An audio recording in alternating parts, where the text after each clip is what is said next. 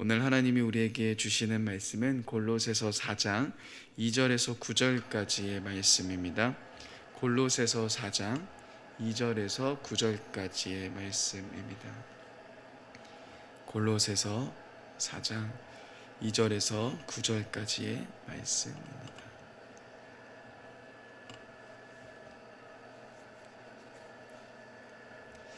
골로새서 4장 2절에서 9절 말씀 다 찾으셨으면 한 목소리로 함께 읽겠습니다. 기도를 계속하고 기도에 감사함으로 깨어 있으라. 또한 우리를 위하여 기도하되 하나님이 전도할 문을 우리에게 열어주사 그리스도의 비밀을 말하게 하시기를 구하라. 내가 이 일 때문에 매임을 당하였노라. 그리하면 내가 마땅히 할 말로써 이 비밀을 나타내리나. 외인에게 대해서는 지혜로 행하여 세월을 아끼라. 너희 말을 항상 은혜 가운데서 소금으로 맛을냄과 같이 하라. 그리하면 각 사람에게 마땅히 대답할 것을 알리라. 두기고가 내 사정을 다 너희에게 알려주리니 그는 사랑받는 형제요 신실한 일꾼이요 주 안에서 함께 종이 된 자니라. 내가 그를 특별히 너희에게 보내는 것은 너희로 우리 사정을 알게 하고 너희 마음을 위로하게 하려 함이라. 신실하고 사랑받는 형제 오네시모를 함께 보내노니 그는 너희에게서 온 사람이라. 그들이 여기 일을 다 너희에게 알려주리라. 아멘. 사랑하는 여러분, 오늘도 이렇게 새벽 기도에 나오셔서 감사드립니다. 2021년이 얼마 남지 않았습니다. 올 한 해 참 많은 하나님의 은혜와 사랑들이 우리들의 삶 가운데 있었는데요, 이 한 해 마무리하는 이 시점 속에서 다시금 잊고 있었던 하나님의 은혜들, 그 사랑들 기억하며 나아가시는 귀한 시간 되셨으면 좋겠습니다. 신앙생활하면서 가장 큰 어려움이 있다면 그것은 세상 속에서 살아가는 삶인 것 같습니다. 저는 어렸을 때부터 교회 문화 가운데서 익숙한 삶을 살았고 또 제 모든 거의 대부분의 관계는 교회에서 형성이 되었습니다. 제 가장 친한 친구도 교회에 있었고 가장 많이 이야기를 나눴던 사람도 교회에 있었고 같이 놀았던 사람도 교회에 있었습니다. 그러다 보니 저는 술을 먹지 않는 것이 당연한 것이었고 담배를 피지 않는 것이 당연한 문화였습니다. 또한 제 주변에서는 욕을 하는 사람들이 거의 없을 정도로 저는 굉장히 구별되어 있었던 시간들을 보냈습니다. 근데 막상 사역하고 있는 청년들과 이야기 나누다 보면은 세상을 마주하고 있는 청년들의 삶은 하루하루가 전쟁터와 같더군요. 또한 이론으로 제가 어떠한 삶을 살아가야 한다는 것은 알고 있지만 또 이러한 삶을 살아가야겠지라고 대답은 해줄 수 있지만 진짜 그러한 삶을 어떻게 살아가는지에 대해서는 항상 제 스스로 많은 한계들을 느끼곤 했습니다. 왜냐하면 제가 그러한 삶을 잘 살아보지 못했고 그러한 관계 안에 많이 있어보지 못했기 때문입니다. 그러한 한계가 올해도 참 많았던 것 같습니다. 근데 오늘 말씀을 준비하면서 저는 조금 그 부분에 대한 해답을 조금 찾은 것 같습니다. 본문 말씀 5절을 같이 한번 읽어보려고 합니다. 본문 말씀 5절 같이 한번 읽어보겠습니다. 시작. 외인에게 대해서는 지혜로 행하여 세월을 아끼라. 네, 여기서 말하고 있는 외인은 그리스도인 공동체 밖의 사람들을 가리키는 말입니다. 그래서 쉬운 성경은 분명하게 믿지 않는 사람들을 대할 때라고 말하면서 정확히 바울이 말하고 있는 그리스도인 공동체 밖의 사람들, 하나님을 믿지 않는 사람들을 지칭한 말임을 우리는 볼 수 있습니다. 자, 그런데 오늘 바울은 그러한 사람들 앞에서 우리가 어떻게 행동해야 하는지를 이야기해 줍니다. 5절 말씀 안에서는 우리에게 무엇을 이야기해 줍니까? 지혜로 행동하라고 이야기합니다. 골로새서에서 말하고 있는 지혜는 특별히 하나님이 주시며 하나님께 초점을 맞추고 있는 지혜라고 볼 수 있습니다. 골로새서 1장 9절 말씀을 보시면은 모든 신령한 지혜와 총명에 하나님의 뜻을 아는 것으로 채우게 하시고 라고 이야기를 하고 있죠. 즉 신령한 지혜는 인간의 지혜와 세상의 지혜가 아니라 하나님이 주신 지혜를 이야기합니다. 그리고 사도 바울은 바로 우리가 그 지혜를 가지고 믿지 않는 자들에게 행하라 라고 이야기를 하고 있습니다. 근데 여러분, 여기에서 재밌는 표현이 등장합니다. 그 다음에 나와 있는 부분에 보시면 세월을 아끼라 라는 표현을 하고 있습니다. 근데 이 아끼다라는 단어 자체는 어떤 뜻이냐면요, 매수하다, 구속하다, 속량하다라는 뜻을 가지고 있는 단어입니다. 즉 해석해 보면은 시간을 구속하라, 시간을 사라라는 의미를 가지고 있는 겁니다. 구속이라는 말, 이 속량이라는 말은 갈라디아서에서 보시면은 죄의 포로 상태로 벗어나게 하시기 위해 십자가에서 대가를 지불하셨다라는 그 표현에 사용되어 있던 동일한 단어를 지금 사도 바울은 시간과 붙여서 사용하고 있는 겁니다. 시간을 구속하라, 시간을 사라, 무엇을 말하고 있는 걸까요? 어쩌면 바울이 시간을 구속하다라는 표현을 한 이유가 있을 겁니다. 그것은 이 시대가 악이 득세하며 그로 인해서 우리가 시간을 구속하지 않는다면, 그 시간을 사지 않는다면 그 기회를 얻지 못했다라는 느낌으로 말했을 수도 있습니다. 여러분, 시간은 정말 빠르게 흘러갑니다. 저희 아버지가 예전부터 저에게 자주 하셨던 말이 있었는데요, 인생이 30대에는 30km로 가고 40대는 40km로 가는 것 같고 50대는 50km, 60대는 60km로 가는 것 같다. 그러면서 아버지는 아직도 자신은 30대인 것 같은데 어느새 이제 은퇴할 나이가 다 되어 간다라고 이야기를 하셨습니다. 저는 아직은 잘 실감이 나진 않지만요, 그래도 20대보다는 시간이 빠르게 지나가고 있다라는 느낌이 듭니다.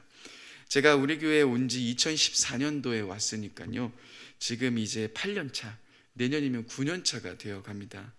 그때 함께 초등부에서 처음 8년 전에 만났던 친구들이 글쎄 내후년이면 청년부에 올라온다라고 합니다. 그 친구들을 이제 9년 만에 보게 되는 겁니다.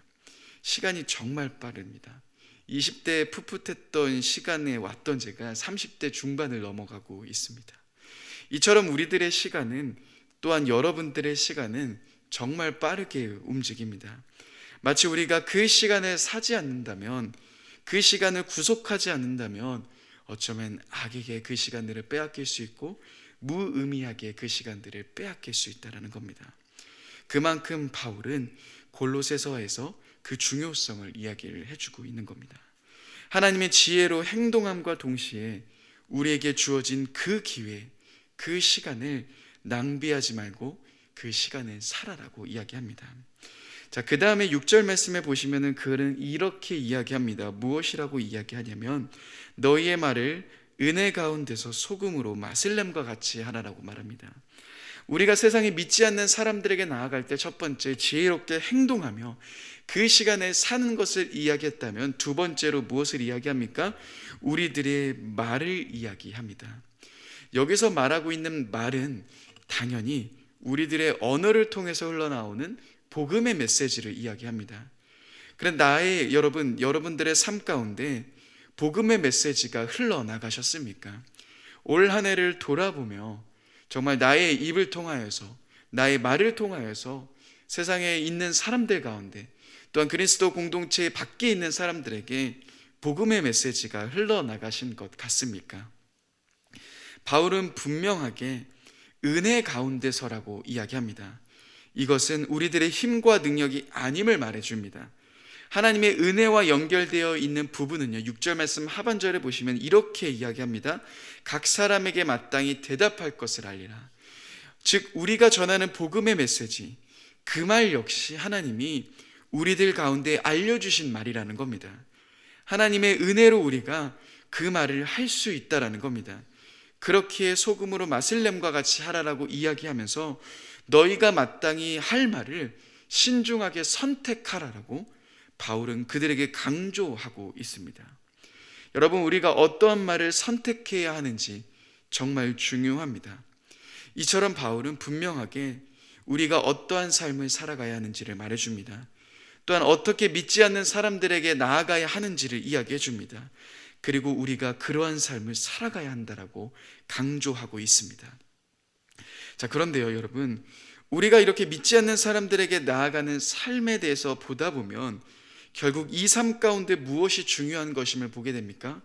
내가 어떠한 능력이 있고, 내가 어떠한 힘이 있고, 내가 어떠한 지혜가 있고가 중요한 것이 아니라 5절 말씀처럼 하나님이 주신 지혜가 중요하며 6절 말씀처럼 하나님의 은혜가 중요함을 우리는 바울의 이야기를 통하여서, 또 오늘 말씀을 통하여서 볼 수 있게 됩니다. 결국 하나님의 인도하심과 하나님의 도우심이 없이는 우리가 그 삶으로 걸어갈 수 없다라는 겁니다. 그러한 생각을 가지고요, 여러분, 오늘 말씀 첫 출발인 2절 말씀을 한번 보시면 이어지지 않는 것처럼 보이는 이 말씀 속에서 우리는 중요한 흐름들을 하나 보게 됩니다. 2절 말씀은 이렇게 이야기하고 있습니다. 2절 말씀 같이 읽어보겠습니다. 시작. 기도를 계속하고 기도에 감사함으로 깨어 있으라. 바울은 오늘 이 이야기를 시작하기 전에 무엇을 먼저 이야기합니까? 바로 기도에 대한 이야기를 꺼냅니다. 기도를 계속하라라고 시작합니다. 여기서 말하고 있는 기도를 계속하라는 의미는 기도를 습관적으로 그리고 끈기 있게 해야 한다라는 거 바울은 이야기하고 있는 겁니다. 삶의 영성이라는 책이 있습니다. 제가 이 책이 참 좋아가지고 청년들에게 많이 선물해 줬는데요.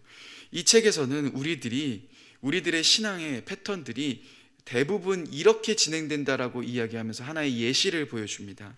어떤 흐름으로 진행하냐면 많은 사람들의 신앙은 우리는 먼저 나의 삶 가운데 열심을 내며 하나님의 나라를 이루어가는 삶을 살아가려고 합니다. 그래서 믿지 않는 사람들에게 지혜롭게 행동하려고 하고 믿지 않는 사람들에게 그렇게 좋은 복음의 메시지를 전하려고 몸부림칩니다. 그런데 그러다가 잘 되면 좋은데 잘 안 되는 경우가 많거든요. 그러면 우리는 공동체를 찾기 시작합니다. 공동체를 통해서 위로를 받으려고 합니다. 지치고 어려울 때마다 우리는 공동체로 나아갑니다. 때론 그 공동체를 통해서 위로받기도 하지만 도전받기도 하지만 사실 매번 그렇지는 않죠. 공동체를 통해서 위로받기보다는 오히려 시험당할 때도 있고 위로받지 못하는 마음 가운데 놓이게 됩니다. 그러면 우리는 어디로 갑니까? 이제 기도하러 갑니다. 우리가 살아가는 삶의 방향들, 많은 사람들의 신앙의 방향들이 이렇다라고 이야기합니다. 그런데 이 책에서는 예수님이 우리들에게 보여주신 순서는 정반대라고 말합니다. 예수님이 보여주신 우리들의 삶의 순서는 무엇이냐면 세상이 먼저가 아니라 공동체가 먼저가 아니라 바로 고독의 시간, 하나님과 내가 만나는 시간, 하나님과의 교제의 시간이 그 기도의 시간이 우리들의 삶 가운데 가장 첫 출발이라 말합니다. 그 교제로부터 출발해 우리는 공동체로 나아가게 되는 것이고 그 교제로부터 출발해 우리는 세상으로 나아갈 수 있게 된다는 겁니다. 즉 이러한 삶은 예수님이 보여주신 삶이며 오늘 사도 바울이 골로새서에서 말하고 있는 중요한 원리입니다. 먼저 세상 속에서 어떻게 나아가야 할지에 대한 이야기를 하기 전에 그는 기도에 대한 이야기로 시작합니다. 왜냐하면 기도하지 않고는 우리가 하나님과 교제하지 않고는 우리가 하나님과 그 깊은 사귐을 이루진 않고는 우리는 공동체로 나아갈 수 없고 우리는 세상으로 나아갈 수 없기 때문입니다. 그래서 바울은 그 기도를 끊이지 않고 시도하며 그 하나님과의 만남의 시간을 놓치지 말며 그 기도에 자신을 헌신하라고 이야기를 하고 있는 겁니다. 또한 감사함으로 깨어 있으라라고 이야기합니다. 저는 말씀을 준비하면서 이 말씀을 묵상하면서 겟세마네 동산에서 예수님이 제자들에게 하신 말씀이 떠올랐습니다. 여러분, 우리 역시도 각자의 자리 속에서 깨어 기도할 때입니다. 감사함으로 깨어 있어야 할 때입니다. 끊임없이 우리를 넘어지게 합니다. 우리를 기도하지 못하게 합니다. 수많은 유혹과 수많은 상황들이 우리와 하나님과의 관계를 끊어놓으려고 하며 우리를 낙심시키고 우리를 유혹하고 우리를 절망에 빠지게 만듭니다. 그러한 세상 앞에서, 그러한 유혹 앞에서 우리가 해야 될 것은 무엇입니까? 다시금 깨어 일어나 하나님과의 깊은 교제의 자리를 회복하며 다시금 그 기도의 자리 앞으로 우리가 나아가야 한다는 겁니다.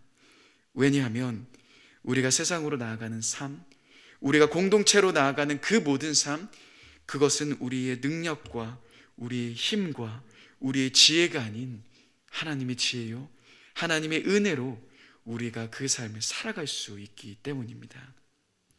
그렇기 때문에 바울은 먼저 기도의 삶에 대해서 이야기를 하고 있는 겁니다. 여러분, 2022년을 준비하면서 우리는 참 많은 불안한 소식들 앞에 놓여 있습니다. 여전히 상황은 좋을 것 같지 않고요. 언제 또다시 좋지 않은 상황이 될지 우리는 모르는 그런 불안함 가운데 놓여 있습니다. 또한 영적으로 우리가 지쳐가며 힘들어하는 모습이 우리 가운데 많습니다. 회복해야 하지만 회복하기 너무나도 어려운 우리들의 삶입니다. 그런데 그때 우리가 그 안에서 무엇을 해야 합니까? 어디에서부터 출발해야 합니까? 오늘 말씀을 통해서 우리는 지혜롭게 행동하고 지혜롭게 말하는 삶으로 살아가기 전에, 그리스도인 공동체 밖으로 우리가 나아가기 전에, 또한 공동체 안으로 나아가기 전에 어디서부터 출발해야 하는지를 보게 됩니다. 그것은 바로 기도의 자리로 나아가는 삶입니다. 기도의 감사함으로 깨어있는 자리로 나아가는 삶이라는 겁니다. 우리를 끊임없이 깨어있지 못하게 만드는 많은 환경들이 있지만, 그러한 상황들이 우리 안에 있지만, 우리는 그 안에서 다시금 깨어 일어나 기도의 자리로 나아가야 합니다. 하나님과의 더 깊은 기도의 자리로, 하나님과의 더 깊은 사귐이 있는 자리로, 그 하나님의 마음을 더 깊이 경험할 수 있는 자리로 우리는 나아가야 할 것입니다. 이 새벽 하나님은 그런 자들을 찾고 계십니다. 기도하는 자들을 찾고 계시며 하나님께 자신의 전부를 드리며 나오는 자들을 기다리고 계십니다. 사랑하는 여러분, 이 변화가 많은 시기에, 또한 많은 사람들이 무너져가고 있는 이 시기 가운데 다시금 깨어 일어나십시다. 그리고 함께 기도하며 나아가십시다. 우리를 위해, 내 가정을 위해, 우리 공동체를 위해, 이 나라를 위해 다시금 깨어 믿음으로 기도하며 하나님의 그 마음을 품고 세상 속으로 나아가 지혜롭게 행동하며 지혜롭게 말할 수 있는 저와 여러분들이 되셨으면 좋겠습니다. 이 시간 함께 기도하겠습니다.